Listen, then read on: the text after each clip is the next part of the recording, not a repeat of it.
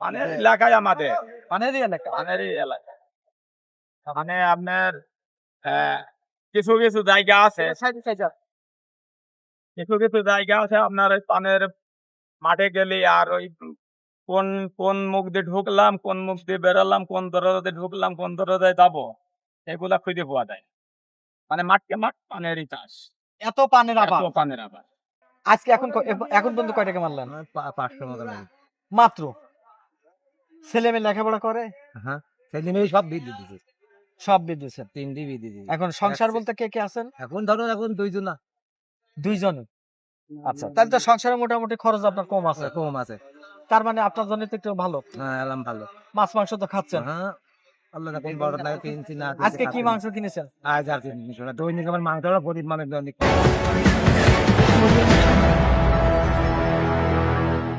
আমার নাম মোহাম্মদ সিদ্দিক আলী, বাড়ি বৈদ্যনাথপুর। বৈদ্যনাথপুর।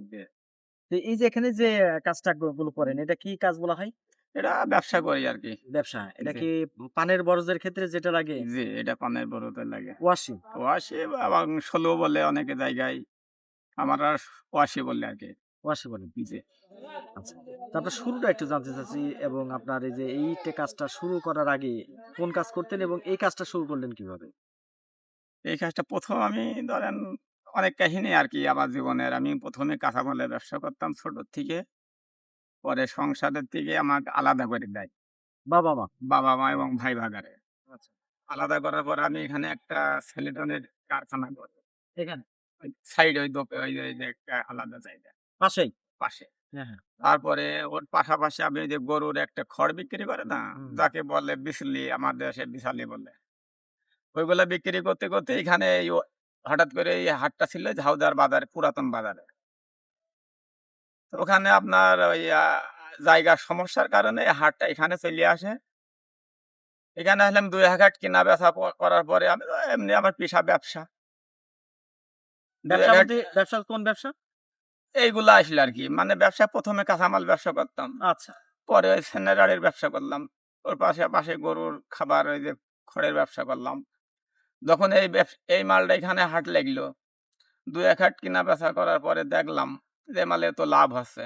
তখন আমি এটাও কিনা বেচা শুরু করি। দেখি ব্যাপারীরা কেনে বেচে ওইটা দেখি আমিও একটা ধরে একটা অভিজ্ঞতা নিয়ে আসলাম যে আমি কিনলেও আমারও লাভ হবে। যার কারণে আমি ধরেন ওই সময় শুরু করি আরকি কিনা বেচা। এটা কত বছর আগের কথা? এটা আজকের থেকে ৯ বছর আগে। ৯ বছর ৯ আগে। বছর এই জায়গায় এই হাটটা আসছে আরকি। মানে এই ওয়াশির এই যে জি, হাট। এই ওয়াশের হাট। আচ্ছা। এই ৯ বছরেই আমি ব্যবসা ১ম বছরের থেকে শুরু করি, তাতে আজ ৯ বছর চলছে এবং এর উপরে কেনা বেচা করি। আল্লাহ রুজি রোজগার এর উপরে দেয় আরকি। এখন এভাবেই চলে। তো আমি যদি জানতে আপনার এখানে এরকম ব্যবসায়ী ওয়াশির ব্যবসা এটাকে ওয়াশির ব্যবসায়ী তো বলবো। ওয়াশের ব্যবসায়ী আর বলে। কয়জন আছে? এখানে আমরা স্থানীয় এখন বর্তমান আমরা ২ জন। ২ জন। আর আজকে হাটবারের দিন অনেক লোক আসে। বাইরের থেকে ব্যাপারীরা আসে, গৃহস্থ আসে। অনেক মাল আমদানি হয়। আপনি কি এগুলো নিজেই বাঁশ দিয়ে তৈরি করেন না, নাকি? এইগুলা আমরা কিনি। আমরা কিনে বিক্রি করি। আর বাইরে তৈরি করা অনেক লোক ধারে মানে এই রেডিমেড অবস্থায় কেনেন? এই অবস্থায় কিনি। যে অবস্থায় দেখছেন এই অবস্থায় কিনি। আচ্ছা। তো ওই এই যে ওয়াশি একটু ভালো করে দেখো তো। এই যে ওয়াশি এই যে যেগুলো এগুলো আপনার তো বান্ডিল বাঁধা দেখছি জি, আপনার। এইগুলা আপনার এই একটা বান্ডিলে এক কত করে? বান্ডেলের ভেতরে ১৬০ টা। ১০০? ৬০ টা মানে অর্থাৎ ২ পণ। আচ্ছা। ৮০ টায় ১ পণ। হুম, এই ৮০, ১৬০ টায় ১ বান্ডেল। হুম, এইগুলা গত সি আপনার গত সিজনে বিক্রি হয় বৈশাখ মাসের ওই সিজনে বিক্রি হয়েছে হুম। ৫৫০, ৬০০ টাকা। এখন বর্তমানে একটু দাম বেশি। এক আটির দামই? ১ আটির দাম। এখন দাম বেশি এইগুলা এখন এই সিজনে ঝাড়ে আপনার বাঁশের কুড়া নাই। ওই যে ওরকম বড় হয়ে যায় তখন হচ্ছে বাঁশ মানুষ কম কাটে। যখন কম কাটে তখন হচ্ছে মালের আমদানি কম হয়, চাহিদাটা বেশি হয়ে যায়। এই সময় একটু দাম বেশি হয়, আবার ওই সিজনে আসলে তখন একটু দাম কম।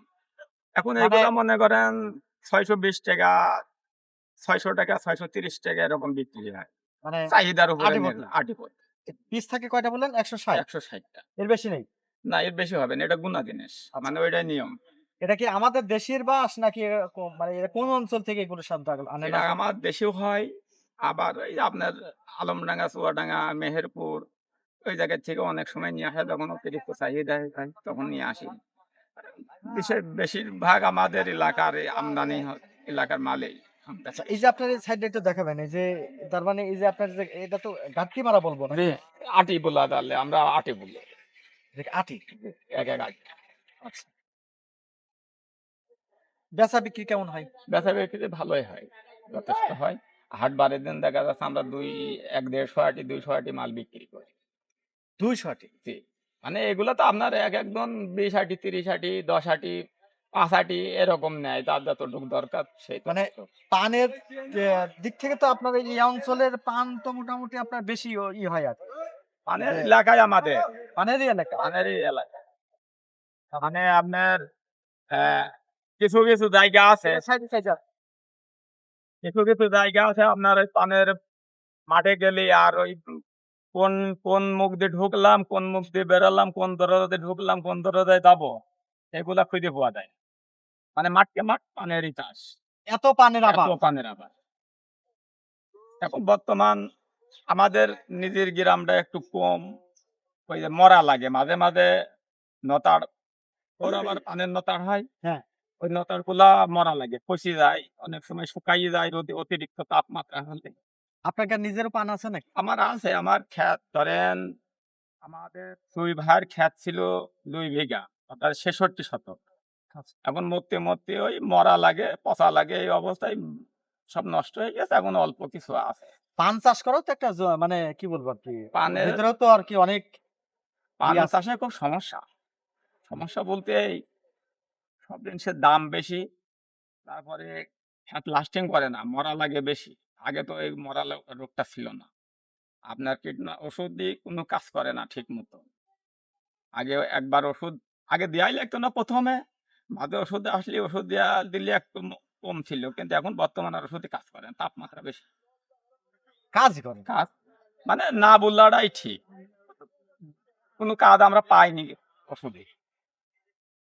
মানে পয়সার মতন পয়সা হ্যাঁ, হচ্ছে, খরচ খরচ হচ্ছে, আছে কিন্তু কিন্তু কাজ আছে, কাজ হয় না। কাজ হয় না, ওই মরা বন্ধ হয় না। যার প্রেক্ষিতে এই জন্যই পান খাতের এখন এই ধরেন লাভবান হওয়ার মতো কোনো কায়দা নেই। কায়দা নেই নাকি?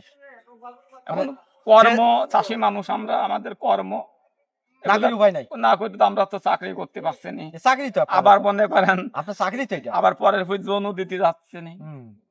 মানে কৃষকের মধ্যবিত্ত লোক। কৃষকের তো চাকরি একটা, চাকরি এই কর্ম পেশা, এটাই পেশা, এটাই এটাই চাকরি। এটাই চাকরি। আচ্ছা, আচ্ছা। এখন এই অবস্থায় তো চলছে সব ভাই। মিলে যেটা নিয়ে একটু প্রসঙ্গে নিয়ে আসি, তাহলে এই যে আপনার এই যে ওয়াশি, তাই তো? জি। তো এই যে যেগুলো আপনারা আজকে কেমন বেচা বিক্রি হয়েছে আপনার? আজকে বেচা কেনা কেন হয় নাই। হয়নি? আমি সকালবেলার দিকে একটু মাঠে একটু আবাদ আছে, চাষ কাম করি তো, হ্যাঁ। সকালবেলা মাঠের ভিতরে একটু চাষ কাম, এখন আসলাম, এখন বেচা কেনা হয়নি। গতকালকে হাট বার গেছে তো, মানে মাল যারা কিনে নিয়ে গেছে কাজ কাম করবে, আবার একটু কম টম পড়লে আসবে। এই চাউল ডাউল কিনবেন কিভাবে? চাউলটাও যেহেতু তো আজকে বেচা বেরি হয়নি প্রতিদিন আর তো কি। কেনা লাগে না, আচ্ছা, প্রতিদিন কেনা যায়? প্রতিদিন কেনা লাগে না, হাট বারের দিন কিনি। এখন আবার তো ওইগুলা বাজার করাও তো একটা কঠিন ব্যাপার। কঠিন ব্যাপার তো অবশ্যই। 1 কেজি আলুর দাম 60 টাকা। 60 টাকা 1 কেজি বেগুন, 100 টাকা 90 টাকা 80 টাকা বেগুন। বেগুন। তাও তো বেগুন নেই মাঠে, আমি একটা বেগুন লাগাইছি অবশ্য, 5 কাঠা জমি। হ্যাঁ। আপনার ওই যে একটা রোগ আসছে এই বছরে, ভাইরাস, হ্যাঁ। গাছের মাথা সব লাল হয়ে হ্যাঁ, হ্যাঁ। আগা ডুগা শুকাই নষ্ট হয়ে যাচ্ছে বেগুন। বেগুন মাঠে হচ্ছে না। কোনো কৃষকেরই হয় না বেগুন। পটলের দামও তো প্রায় এরকম। পটলের দাম একটু কম, স্বাভাবিক 30 টাকা 25 টাকা কেজি। যাই হোক, আর সব মিলে মোট কথা দিন শেষে যদি 500 টাকা ইনকাম করা যায়, 500 টাকা তো ইনকাম হলেও আপনার 500 টাকা সংসার বর্তমান চলে না, চালানো সম্ভব না। সম্ভব না। কারণ 1 কেজি মানে আলুর দাম 60 টাকা। 1 কেজি চালের দাম মানে আরো 60 টাকা। 60 টাকা। তাহলে 60 এর সাথে 120 টাকা চলে 1 গেল। লিটার তেলের দাম 200 টাকা। 200 টাকা। 1 পোয়া মসুরের ডাল 40 টাকা। সব মিলাই দেখা যায় হুম। যে আপনার 500 টাকা ইনকাম বললে সংসার তো চলে। সব মিলিয়ে এই যে আপনার এই যে আপনার যে পেশার সাথে যুক্ত থাকেন, সংসার চালান কেন?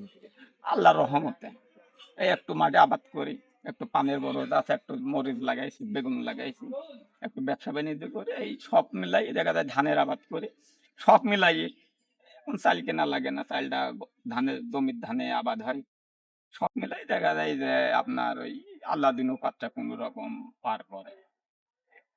মানে মাংস আর হয় না। মাংস ওই বছরে একদিন খাসির মাংস হতেও পারে, নাও পারে। ব্রয়লার মুরগিটাকে দেখা যায় ১ মাস পরে একদম জোটে না, এই অবস্থায় চলে ভাই আর কি গরিব বলবো। মানুষের কিভাবে চলে আপনারা জানেন খুব না। সংসার বর্তমান এখন যে অবস্থা, হুম। দ্রব্যমূল্য যে বাজার, তাতে আমাদের মতো মানুষের সংসার চালানো টাফ ব্যাপার। খুবই চাপ। খুবই চাপ ব্যাপার। আচ্ছা। এই অবস্থা। কিন্তু তারপরে তো উপায় নাই। উপায় নাই, এখন তো কিছু করার নাই, এইভাবেই চলতে হবে, তাছাড়া সমস্যা। একটা ছেলে আছে, একটা মেয়ে আছে। ছেলেটা এবার এসএসসি পাস করে তেমন গভর্নমেন্ট কলেজে চান্স পাইছে। আপনার ছেলে? এখন যে কিভাবে ভর্তি করবো, আর এই টাকাগুলা কোথায় পাবো? তাদের বই কিনা লাগবে, তার পোশাক বানানো লাগবে, যাতায়াত খরচ, এখান থেকে কুষ্টিয়ায় যাতে আসতে মনে করেন একটা লোকের ১০০ টাকা খরচ। প্রতিদিন লাগবে? প্রতিদিন যদি যাওয়া আসা লাগে। প্রতিদিন বলতে আপনার ওই যে কলেজ যদি নিয়মিত করা লাগে তাহলে নিয়মিত তো আপনার করা লাগে, ওই শুক্রবার ছুটির দিন বাদে প্রতিদিনই দেওয়ার লাগবে। খুব সমস্যা হয় আর চালাবেন কেমনে করে? আল্লাহ জানে। আমার আর কিছু বলার নেই, উপর আল্লাহ জানে। তিনি যেভাবে চালান। তিনি মালিক যেভাবে চলে ওইভাবে চলতে হবে। তো অনেক আর এই সময় থেকে যদি আজকে যেমন বিক্রয় হয় না, তাতে ভালো যদি আপনার বিক্রয় হয় আপনার এই ওয়াশি, তাতে আপনার প্রতি কেমন কি বিক্রয় মানে কত টাকা হয়? প্রতিদিন বলতে মনে করেন এইগুলা এক আঁটি বিক্রি করলে ২০ টাকা উপরে, ২০ টাকা, ১৫ টাকা, ১০ টাকা এরকম লাভ হয়। এখন গতকালকে মনে করেন যদি ১০০ আঁটি মাল বেচা হয়, তাতে এক গড় এভারেজ খরচ খরচা আছে, বাজার ঘাটে বসে তাতে ১৫ টাকা বেচলে ৫ টাকা ধরেন বাদ, খরচ খরচা আছে, বাদ চলে যাবে। বাদ চললে। কেউ একটু দামের পারে ৫০ টাকা কমে দিল। এখন ব্যবসা বাণিজ্য করি, কৃষকের সঙ্গে তো মারামারি হাতাহাতি করা সম্ভব না। এই অবস্থায় এই হাজিরাটা থাকে আর কি। কোনরকম। কোনো মানে হাজিরা বলতে তাও কি প্রতিদিন ওই মনে করেন এই ৪০০ গড় এভারেজ ৩০০-৪০০ টাকা হাজিরা থাকে। ৩০০-৪০০ টাকা হলে তো আপনার তো এখন কি করবো ভাই, আমি তো জোনে রাতে পাচ্ছি না। মাঠের রোদের ভিতরে একজনের ভুঁই, তো আমাকে দোন নেবেন না কেউ। সবাই জানে তো ব্যবসা করে। ওজনের কথা বললে দোন দেবেন। কেউ নেবে না। এখন এই নিজে মাঠে ঘাটে একটা আবাদ খাবার দেয় আর ওর উপরে আর এর উপরে দিয়ে গড় এভারেজ কোনরকম গুণপাত চলে, চলতে হচ্ছে আর কি। চলতে হচ্ছে আর কি। কষ্ট হলেও না চলতে হচ্ছে। চললেও চালাতে হচ্ছে। মনে করেন মাছ কেনার দরকার ১ কেজি কিনলাম, হাফ কেজি অথবা কিনলামই না। কিনলামই না, অনেক সময় ১ পোয়া ডাউল কিনে নিয়ে খেলাম। গোশ ছেলে পেলে খাতে থাকতে গোশ, কিন্তু গোশ জুটাতে পারছে না। আলু ভর্তা খাবেন তাও তো খেতে এই পারছেন। অবস্থায় আলু ১ কেজি ৬০ টাকা দাম, তাও তো ভর্তা খাওয়া তা যাচ্ছে। তো খরচা করতে সম্ভব। কাঁচামরিচ ১ পোয়া মনে করেন ৮০ টাকা। হ্যাঁ, প্রিয় দর্শক আমরা গল্পে আমরা একজন আ ব্যবসায়ীর সাথে কথা বলছিলাম। তিনি কিন্তু একজন মধ্য শ্রেণীর ব্যবসায়ী, মধ্য না, তিনি দিনমজুর হিসেবে কাজ করেন। আমরা সাধারণত যে পানের বরজ যেগুলো আমরা দেখে থাকি, সেই পানের বরজের যে মূল উপাদান হিসেবে ব্যবহার করা হয় সেটা হচ্ছে আপনার এই যে ওয়াশি। এটা অঞ্চল ভিত্তিকই ওয়াশি বলে। তো হয়তোবা আপনারা যে যেখান থেকে দেখছেন হয়তোবা এর নাম হতে পারে ভিন্ন, কিন্তু এটাকে এখন আমি বলবো এটাকে ওয়াশি। এবং মূলত এটাকে উদ্দেশ্য হচ্ছে যে আপনার যে সমস্ত পান চাষী আছে তারা কিন্তু এই পান কিন্তু তাদের খাড়া করার জন্য এটাই কিন্তু মূলত ব্যবহার করা হয়। এবং এর পাশাপাশি আরেকটা জিনিস ব্যবহার করা হয় সেটা পাটখাড়ি। পাটখাড়ি এই পাটখাড়ির থেকে সবচেয়ে বেশি টেকসই এবং গুরুত্বপূর্ণ এই যে ওয়াশি। তো আজকে যে বিষয়টা আমি আপনাদের সামনে তুলে ধরার জন্য চেষ্টা করছিলাম যে বর্তমান যে দ্রব্যমূল্যের ঊর্ধ্বগতি, সেই ঊর্ধ্বগতির জায়গা থেকেই আসলে একজন দিনমজুর মানুষ তার চলাটা কিন্তু খুবই কঠিন। এবং ওই যে প্রথমে যেটা বলা হলো যে ১ কেজি আলুর দাম ৬০ টাকা এবং ১ কেজি চাউলের দামও মিনিমাম যদি সর্বনিম্ন চাউল যদি আমি ধরি তার দামও প্রায় ৬০ টাকা। এবং অন্যান্য আরো আনুষঙ্গিক যদি তরকার বা সবজি কিংবা মাছ কিংবা মাংসের কথা তো বলা বাহুল্য, এখন মাংস ১ কেজি মাংস প্রায় গরুর মাংস তো প্রায় ক্ষেত্রভিত্তিক ৮০০ টাকা হয়ে গেছে। আবার খাসির মাংস তো প্রায় ১,০০০ টাকা, তারও বোধহয় ক্ষেত্র বিশেষ মানে ১,০০০ টাকা বেশি ছাড়া কম না মনে হয়। ১ লিটার সোয়াবিন তেল ২০০ টাকা মনে ২০০ টাকা করেন। আরকি। তো সব মিলে একজন গরিব মানুষের পক্ষে এই সংসার চালানো কিন্তু সত্যিই খুব একটা কঠিন ব্যাপার। এবং দিন যেভাবে ক্রমবর্ধমান হারে আরকি যেভাবে জিনিসপত্রের দাম কিন্তু বাড়ছে, কিন্তু সেই বাড়ার থেকে একজন দিনমজুর মানুষ তার কিন্তু সেই হাজিরা কিন্তু ঠিকমতো তিনি কিন্তু পান না। বাস্তবতা হলো যে যিনি একজন মানে ব্যবসা করেন, যার ব্যবসাটাই হচ্ছে মূল টার্গেট, এই যে ওয়াসি, সেই ওয়াসি জায়গা থেকেও তিনি কিন্তু আজকে ব্যবসা কিন্তু তিনি করতে পারেননি এবং ৳১ তো হয়নি মনে না, হয়। এরকম বেচাকেনা এবং হয়নি। ৳১ যেহেতু তার বেচা বিক্রি হয়নি, কিন্তু তার ৳২ কিন্তু খরচ আছে। এখন প্রশ্ন হইলো এই যে আয় এবং ব্যয়, এই আয়ের সাথে ব্যয় মিলানো কিন্তু একজন মানুষের পক্ষে খুবই কঠিন একটা ব্যাপার। খুবই বিষয়। তো আমাদের সমাজে যে সমস্ত দিনমজুর এবং গরিব শ্রেণীর যারা আছে তাদের জন্য এই সংসার চালানোটা একটা খুব একটা কষ্টসাধ্য হয়ে যায়। আর এর পাশাপাশি যদি ছেলেমেয়ে যদি লেখাপড়া যদি থাকে সেই ক্ষেত্রে লেখাপড়াটা একটা যোগানের একটা বিষয় থাকে।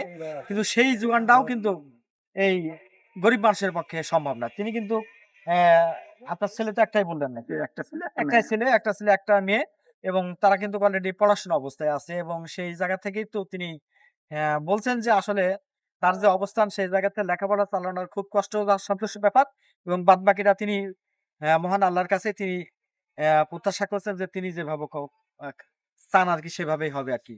তো বাস্তবতার পরিপ্রেক্ষিতে একজন মানুষের নিজের দিনমজুর আমাদের সমাজে কিন্তু অনেক দিনমজুর মানুষ আছে। বিশেষ করে ভ্যান চালায় বা এরকম মানুষ আছে। এই যে আমার পাশে কিন্তু একজন ভ্যান চালক অবশ্যই উপস্থিত আছেন। আমি একটু তার কাছে একটু কথা বলি, একটু সুখ-দুঃখের কথা শুনি আরকি।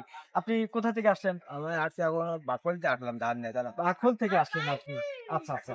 তো মোটামুটি আজকে আপনার এখানে ভাড়া কেমন কি মারিছেন? ভাড়া 500 টাকা মনে নেই। ৫০০-৬০০ টাকা। আচ্ছা। তো ৫০০-৬০০ টাকা ভাড়া মারিয়ে কি তার থেকে আপনার সংসার চলবে? আল্লাহ যে হালে চালায় ভাই সেই হালে চলতে হয়। হ্যাঁ? আল্লাহ যে হালে চালায় সেই হালে চলতে হয়। আজকে এখন পর্যন্ত কয় টাকা মারলেন? আমার 500 মতো নেই। মাত্র। ছেলেমেয়ে লেখাপড়া করে? হ্যাঁ, ছেলে মেয়ে সব বিয়ে দিয়ে দিছে। সব বিয়ে দিয়েছেন। 3টি বিয়ে দিয়ে দিছে। এখন সংসার বলতে কে আছেন? এখন ধরো এখন 2 জনা। ২ জন। আচ্ছা। তাহলে তো সংসারে মোটামুটি খরচ আপনার কম আছে। কম আছে। তার মানে আপনার জন্য তো একটু ভালো। হ্যাঁ, এলাম ভালো। মাছ মাংস তো খাচ্ছেন। হ্যাঁ, আল্লাহ না কোন বড় লাগে কিনছি না। আজকে কি মাংস কিনেছেন? আজ আর কিনছি না। দৈনিক আমার মাংসটা গরিব মানুষ দৈনিক কিনা খায় না। আচ্ছা, আচ্ছা। তো মোট কথা এই যে তো সংসার বেশ একটা ভালো চলার কথাও না। না, খুব চলবে না। ধরেন যে কারেন্ট বিলের একটা ধরেন টায়ার দিতে বিক হয়ে গেল 700 600 500 550 টাকা দাম। আর এখন 600 টাকা নেয়। আগে ছিল 450 এখন 500। আচ্ছা। এই যদি পারি তো রাখতে করতে পারবো। উপায় নাই। না। কাজ তো একটাই পারেন। হ্যাঁ, এই করি আর ধরো মাঠে বিক্রি খেতে কোন জমি আর সেটুকু আবার। এ থেকে মোটামুটি যা হয় আর কি। হ্যাঁ, দিন পাটটা চলে যাচ্ছে ওই ভালো। আল্লাহ যে আল্লাহ নিয়ে যায়। বেশি চাওয়া পাওয়া তো নেই। না, বেশি চাপ নেই। গাড়ি বাড়ি করবেন না? গাড়িও আল্লাহ যাতে ঘর তুললি তাকে পারলি আর পারলি ছেলেবেলি করবি না বলে না আপনার পক্ষে সম্ভব না। আমার পক্ষে আর সম্ভব না। হাল ছাড়ি দিয়েছেন। আজ লিখেছি। আচ্ছা। দর্শক আমরা একজন দিনমজুরের সাথে কথা বলছিলাম। তিনি কিন্তু এই যে ভ্যান চালান এবং এই জায়গা থেকে তিনি প্রতিদিন যে আয়টা হয় সেই আয় থেকেই তার মোটামুটি সংসার চলে এবং তার চাওয়া যে বেশি একটা তা না। প্রত্যেকটা মানুষেরই বিশেষ করে যারা দিনমজুর মানুষ তারা কিন্তু এই তাদের দিন আনে দিন খাওয়ার মতো যে একটা অবস্থা চলে তাই দিকেই তাদেরকে চলতে হয়। তো দর্শক আমি এতক্ষণ ধরে একজন দুইজন মানুষের কথা আমরা তুলে ধরলাম। একজন ওয়াসি ব্যবসায়ী এবং পাশাপাশি আরেকজন ভ্যান চালান। তো তাদের যে জীবন যাত্রাটা সেই যাত্রা এবং তাদের যে বর্তমান যে পরিস্থিতি এবং বর্তমান সামঞ্জস্য রেখে তারা যে কিভাবে আসলে জীবনটা চালায় সেটা একটু সরাসরি আপনাদের সামনে তুলে ধরার জন্য আমি চেষ্টা করছি।